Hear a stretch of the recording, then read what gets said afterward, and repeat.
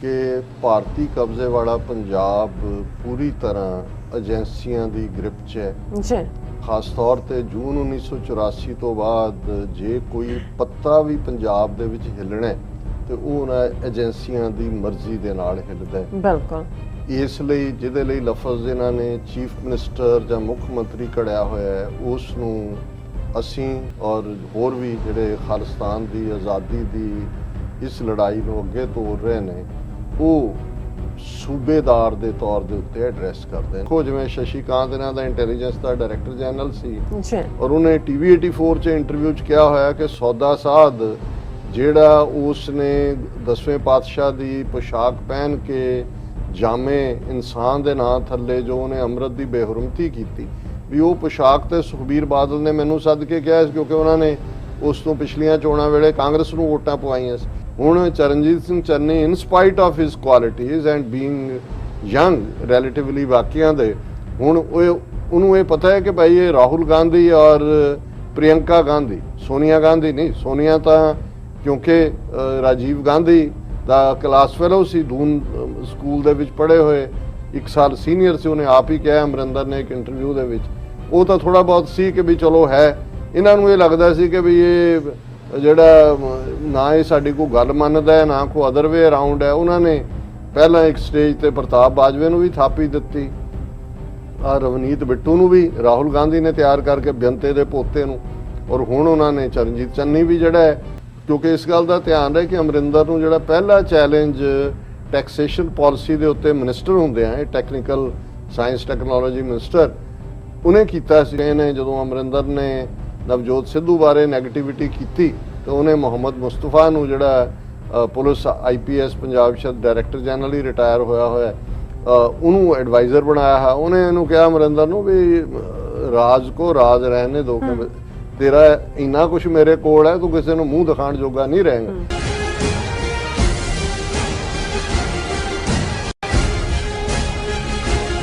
ਦਰਸ਼ਕੋ break ਤੋਂ ਬਾਅਦ ਤੁਹਾਡਾ ਸਭ ਦਾ ਭਰਪੂਰ ਸਵਾਗਤ ਹੈ। ਸੋ ਵੀਅਰਸ ਪ੍ਰੋਗਰਾਮ ਨੂੰ ਹੋਰ ਅੱਗੇ ਵਧਾਉਂਦੇ ਅੱਜ ਦੇ ਅਹਿਮ ਇਸ਼ੂ ਨਾਲ ਜਿਹੜਾ ਦੂਸਰਾ ਵਾਲਾ ਹੈਗਾ ਸੋ ਉਸ ਦੇ ਵਿੱਚ ਆਪਾਂ ਗੱਲਬਾਤ ਕਰਨ ਜਾ ਰਹੇ ਹਾਂ ਕਿ ਪੰਜਾਬ ਦੇ ਸਿਆਸੀ ਆਸਮਾਨ ਤੇ ਇੱਕ ਬਹੁਤ ਵੱਡੀ ਜਿਹੜੀ ਹੈ ਉਹ ਤਬਦੀਲੀ ਹੋਈ ਹੈ। ਸੋ ਕਾਂਗਰਸ ਹਾਈ ਕਮਾਂਡ ਨੇ ਕੈਪਟਨ ਅਮਰਿੰਦਰ ਸਿੰਘ ਦੀ ਛੁੱਟੀ ਕਰਕੇ ਚਰਨਜੀਤ ਸਿੰਘ ਚੰਨੀ ਨੂੰ ਪੰਜਾਬ ਦਾ ਨਵਾਂ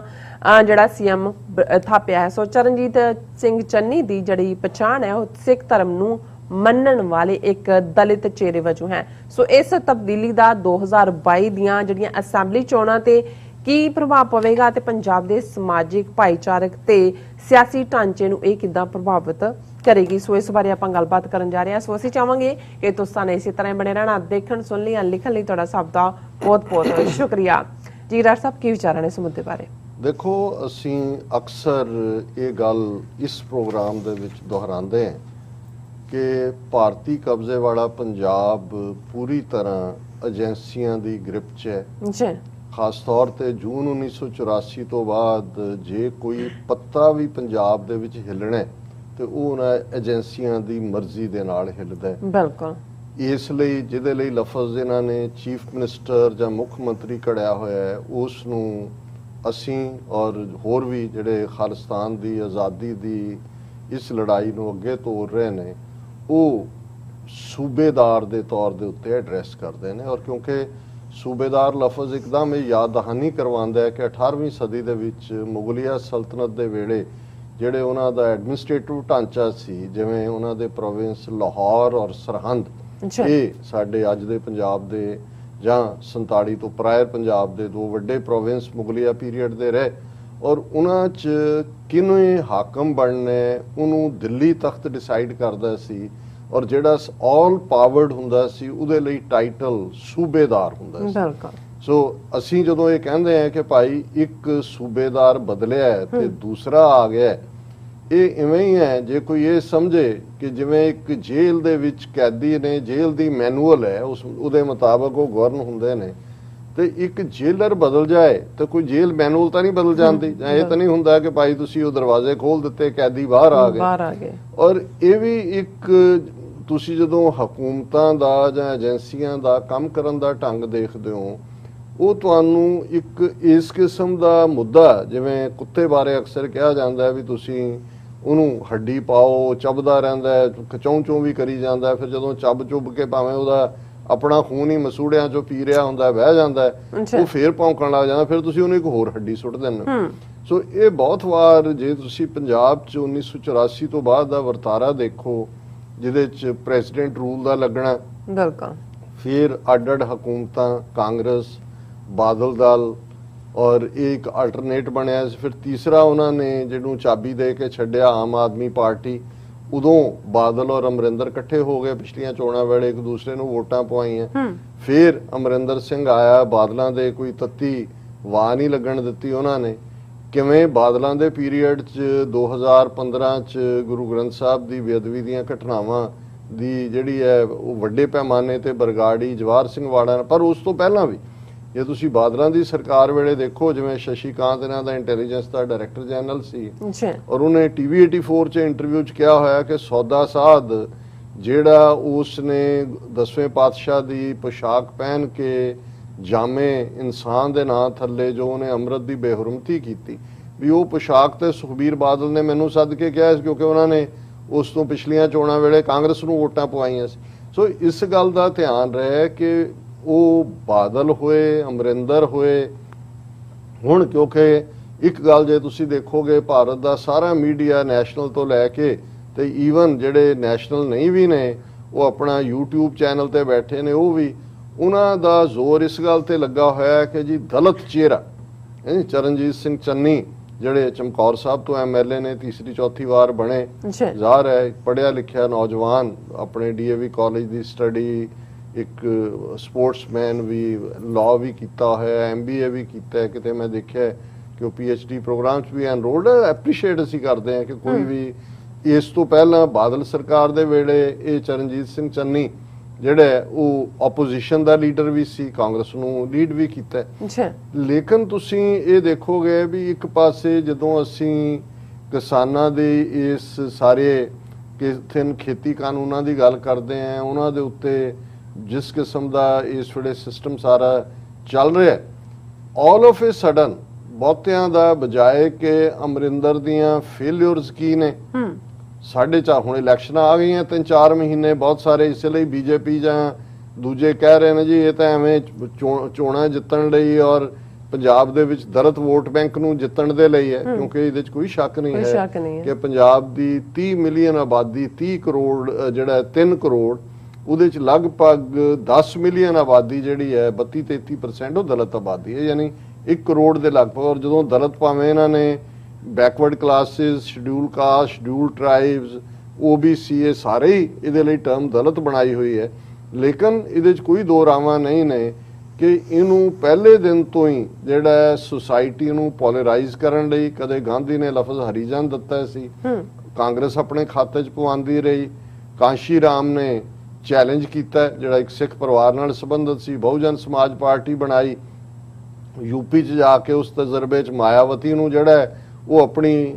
ਫਰੰਟ ਫੇਸ ਦੇ ਤੌਰ ਤੇ ਬਣਾਇਆ। ਔਰ ਅੱਜ ਮਾਇਆਵਤੀ ਦਾ ਆਪਣਾ ਕੀ ਕਿਰਦਾਰ ਹੈ, ਜੇ ਕਰਪਸ਼ਨ ਦਾ ਲੈਵਲ ਦੇਖਣਾ ਹੈ, ਭਾਈ ਭਤੀਜਾਵਾਦ ਦੇਖਣਾ ਹੈ, ਉਹੀ ਜਿਹੜਾ ਜਦੋਂ ਉਹੀ ਕਾਂਸ਼ੀ ਰਾਮ ਜਿਹੜਾ ਕਹਿੰਦਾ ਸੀ ਕਿ ਬ੍ਰਾਹਮਣਵਾਦ ਹੀ ਸਭ ਪੁਆੜੇ ਦੀ ਜੜ ਹੈ,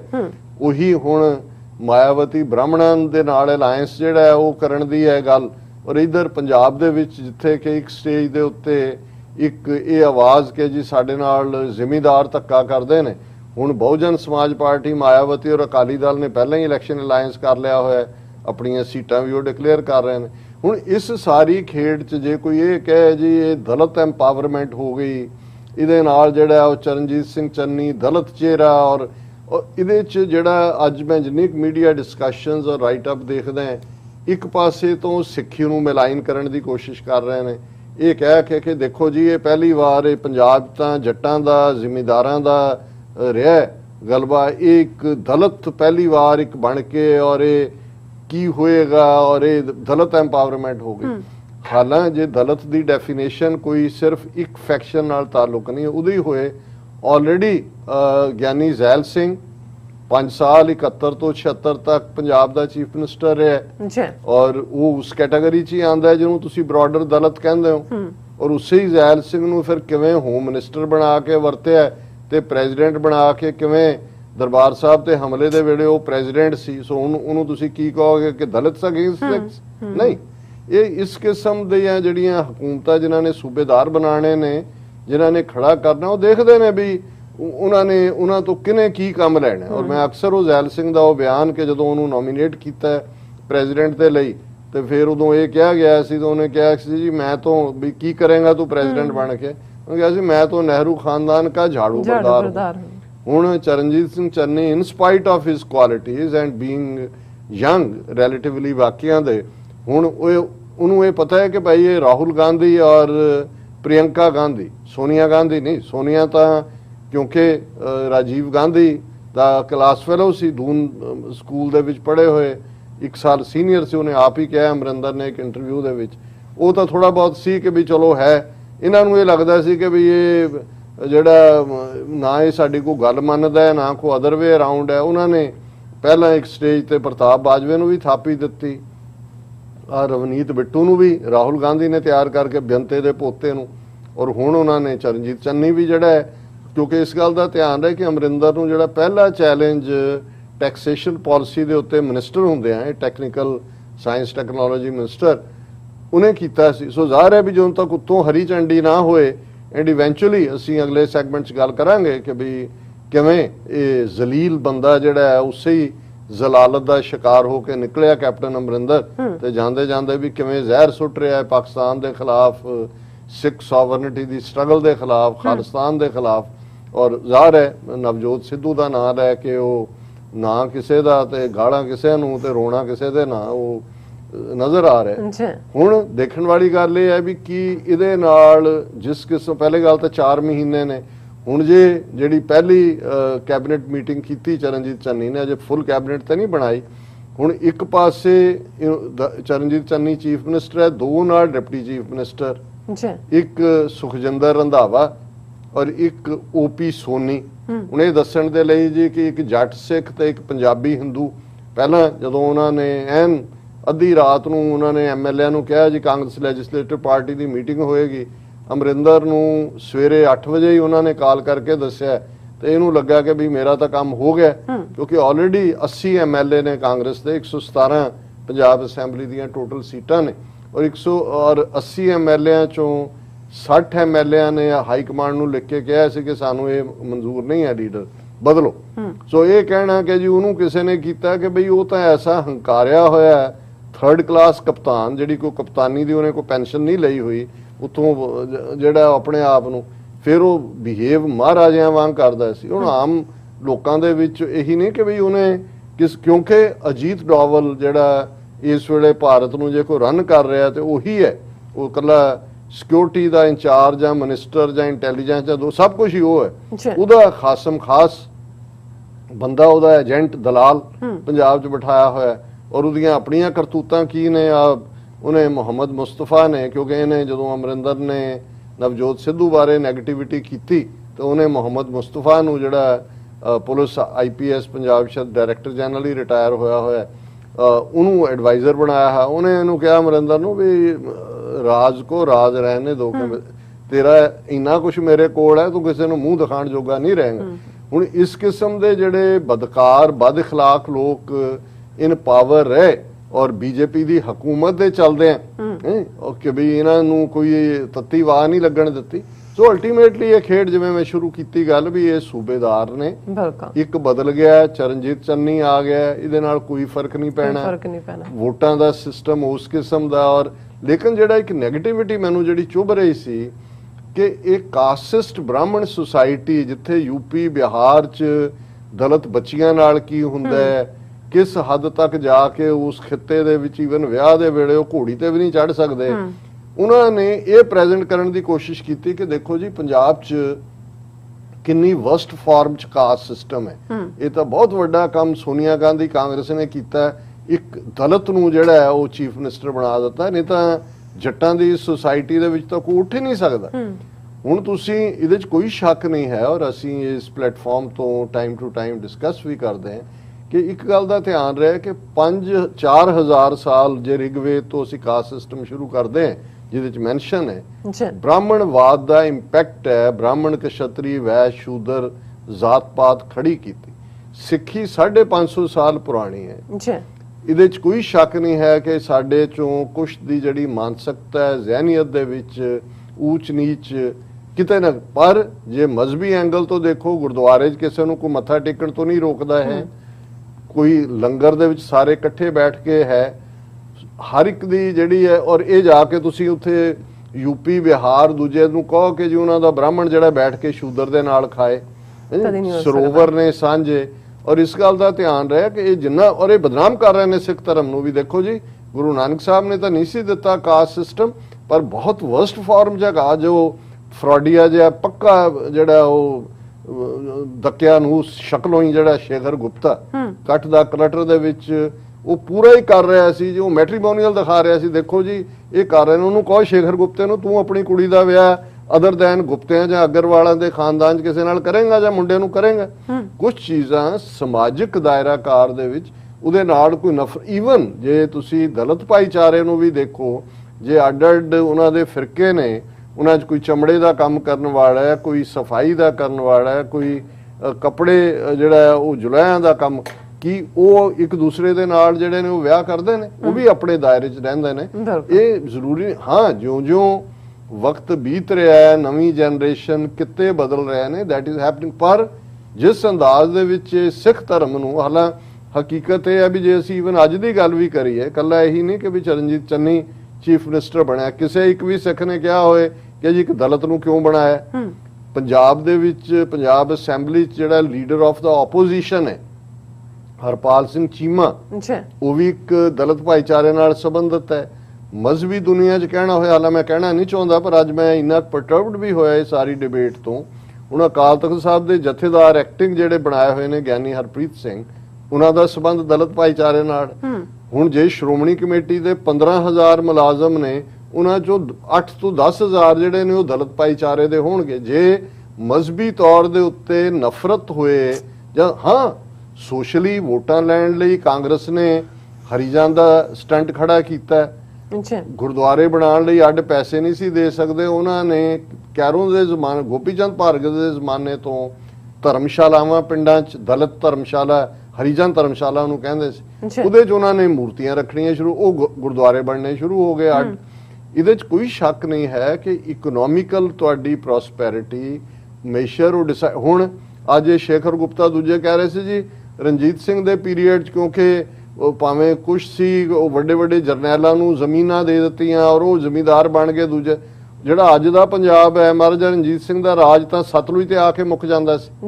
ਆ ਸਾਰਾ ਮਾਲਵਾ ਜਿਹਦੇ 'ਚ ਕਿ ਜ਼ਮੀਨ ਵਾਹੁਣ ਵਾਲੇ ਨੂੰ ਜ਼ਮੀਨ ਦਾ ਹੱਕ ਬੰਦਾ ਸਿੰਘ ਬਹਾਦਰ ਨੇ ਦਿੱਤਾ, ਇਹ ਤਾਂ ਸਾਰਾ ਸਤਲੁਜ ਪਾਰ ਮਹਾਰਾਜਾ ਰਣਜੀਤ ਸਿੰਘ ਦੇ ਰਾਜ ਦਾ ਹਿੱਸਾ ਹੀ ਨਹੀਂ ਸੀ। ਪਰ ਈਵਨ ਜਿਹੜਾ ਦੁਆਬਾ ਹੈ, ਜਲੰਧਰ ਔਰ ਕਪੂਰਥਲਾ ਔਰ ਫਗਵਾੜਾ, ਇਹ ਕਪੂਰਥਲਾ ਮਹਾਰਾਜਾ ਦੀ ਰਿਆਸਤ ਸੀ ਜਿਹੜੀ 1948 ਤੱਕ ਰਹੀ। ਲੇਕਿਨ ਮਤਲਬ ਤੁਸੀਂ ਇਹ ਦੇਖੋ ਕਿ ਵੀ ਉਹ ਕਿਵੇਂ ਉਸ ਸਾਰੇ ਨੂੰ ਇੱਕ ਪਾਸੇ, ਔਰ ਜਦੋਂ ਤੱਲਣ ਵਾਲਾ ਵਾਕਿਆ ਜਲੰਧਰ 'ਚ ਹੋਇਆ ਸੀ, ਅਸੀਂ ਉਦੋਂ ਵੀ ਇਹ ਕਿਹਾ ਸੀ ਕਿ ਇਹ ਇਹਨਾਂ ਨੇ ਪੰਜਾਬ ਦੇ ਵਿੱਚ ਸਿੱਖਾਂ ਦੇ ਵਿਚਾਲੇ ਸਿਰ ਫਟੋਲ ਕਰਾਉਣ ਲਈ, ਇੱਕ ਜ਼ਾਤ ਬੇਸਡ ਕਰਨ ਦੇ ਲਈ ਉਸ ਨੂੰ ਟ੍ਰਾਇਲ ਬੈਲੂਨ ਦੇ ਤੌਰ ਤੇ ਦੇਖ ਲਿਆ। ਔਰ ਅਸੀਂ ਦੇਖ ਰਹੇ ਹਾਂ ਵੀ ਆਉਣ ਵਾਲੇ ਦਿਨਾਂ 'ਚ ਇਹ ਜਿਹੜੀ ਸਾਰੀ ਨਫ਼ਰਤ ਦੀ ਅੱਗ ਹੈ ਉਹ ਕਿੱਧਰ ਨੂੰ ਤੋੜਨਗੇ। ਹਾਲਾਂ ਉਹਦੇ 'ਚ ਕੋਈ ਸ਼ੱਕ ਨਹੀਂ ਹੈ ਕਿ ਵੀ ਹਰ ਕੋਈ ਆਪਣੀਆਂ ਵੋਟਾਂ ਗਿਣਨ ਤੇ ਲੱਗਾ ਹੋਇਆ। ਹੁਣ ਬਹੁਜਨ ਸਮਾਜ ਵਾਲਿਆਂ ਨੂੰ ਵੀ ਲੱਗਾ ਹੈ ਕਿ ਜੀ ਅਸੀਂ ਤਾਂ ਅਕਾਲੀਆਂ ਨਾਲ ਮਾਇਆਵਤੀ ਨੂੰ ਸਮਝੌਤਾ ਕਿ ਇਹ ਤਾਂ ਦਲਿਤ ਵੋਟ। ਸੋ ਸਾਰੇ ਇਸ ਕਿਸਮ ਦੀ ਘਟੀਆ ਪੋਲਿਟਿਕਸ 'ਚੋਂ ਆਪਣੀਆਂ ਵੋਟਾਂ ਕੱਢਣ ਦੀ ਕੋਸ਼ਿਸ਼ ਕਰ ਰਹੇ ਨੇ, ਪਰ ਕਿਤੇ ਨਾ ਕਿਤੇ ਇਹ ਆਉਣ ਵਾਲੇ ਪੀਰੀਅਡ 'ਚ ਨਫ਼ਰਤ ਵੱਲ ਵੀ ਤੋਰ ਸਕਦਾ ਹੈ। ਔਰ ਮੈਂ ਤਾਂ ਇਸ ਦੇ ਉੱਤੇ ਇਹ ਨਹੀਂ ਹੈ, ਬਹੁਤ ਸਾਰੇ ਨੇ ਤਾਂ ਅਸੀਂ ਤਾਂ ਕਿਸੇ ਤੋਂ ਵੋਟਾਂ ਨਹੀਂ ਲੈਣੀਆਂ ਹੈ, ਲੇਕਿਨ ਮੇਰਾ ਹਮੇਸ਼ਾ ਇੱਕ ਕਨਵਿਕਸ਼ਨ ਵੀ ਹੈ, ਫੇਥ ਵੀ ਹੈ ਕਿ six of the Dalits by the Dalits for the Dalits. ਉਹ ਇਹਨਾਂ ਸੀਟਾਂ ਦੇ ਨਾਲ ਜੁੜੀ ਹੋਈ ਗੱਲ ਨਹੀਂ ਹੈ, ਸਾਡੀ ਜ਼ਹਿਨੀਅਤ ਦੇ ਵਿੱਚ। ਔਰ ਮੈਂ ਹਮੇਸ਼ਾ ਸਮਝਦਾ ਹਾਂ ਵੀ ਜਦੋਂ ਤੱਕ ਅਸੀਂ ਜ਼ਾਤ ਪਾਤ ਨੂੰ ਵਿਚਾਰੇ ਬਿਨਾਂ ਜਿਹੜਾ ਉਹ ਆਪਣੇ ਬੱਚੇ ਬੱਚੀਆਂ ਦੇ ਰਿਸ਼ਤੇ ਨਹੀਂ ਕਰਦੇ, ਉਹਨਾਂ ਦੇ ਜਿਹੜੇ ਨੇ ਉਹ ਜਿਹਨੂੰ ਰੋਟੀ ਬੇਟੀ ਦੀ ਸਾਂਝ ਕਹਿੰਦੇ ਆ, ਉਹ ਤੁਸੀਂ ਆਪਣੇ ਲਾਸਟ ਨੇਮ ਨਾਲ ਲਿਖ ਲਿਆ ਨਹੀਂ ਲਿਖਿਆ, ਇਹ ਕੋਈ ਉਹਦਾ ਫਰਕ ਨਹੀਂ ਹੁੰਦਾ। ਔਰ ਇਹ ਜਿਹੜਾ ਵਕਤ ਲੱਗਦਾ, ਜਿਹੜਾ 4000 ਸਾਲ ਦੇ ਇੰਪੈਕਟ ਨੇ, ਬਹੁਤ ਕੁਝ ਬਦਲ ਰਿਹਾ ਹੈ।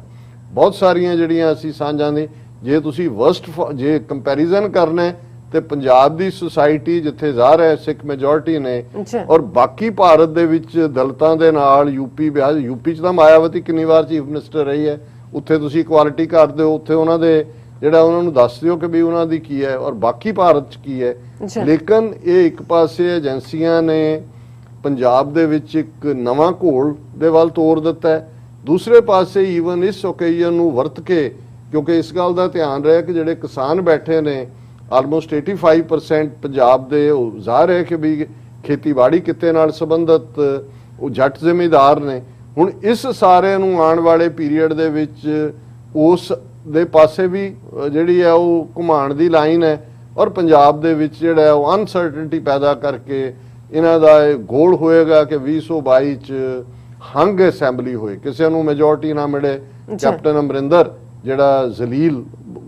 ਹੈ ਉਹ ਕੀ ਕਰੇਗਾ, ਉਹ ਬੀਜੇਪੀ ਜੁਆਇਨ ਕਰੇਗਾ ਕਿੱਧਰ ਨੂੰ, ਉਹਦੇ ਤੇ ਅਸੀਂ ਇੱਕ ਪੂਰਾ ਸੈਗਮੈਂਟ ਅਗਲਾ ਕਰਨਾ ਚਾਹੁੰਦੇ ਹਾਂ ਕਿ ਭਾਈ ਉਹ ਕਿਸ ਹੱਦ ਤੱਕ ਜਿਹੜਾ ਹੈ ਇਸ ਜ਼ਲੀਲ ਬੰਦੇ ਨੂੰ ਅਲਟੀਮੇਟਲੀ ਉਸ ਜ਼ਲਾਲਤ ਦਾ ਹੀ ਸਾਹਮਣਾ ਕਰਨਾ ਪਿਆ ਔਰ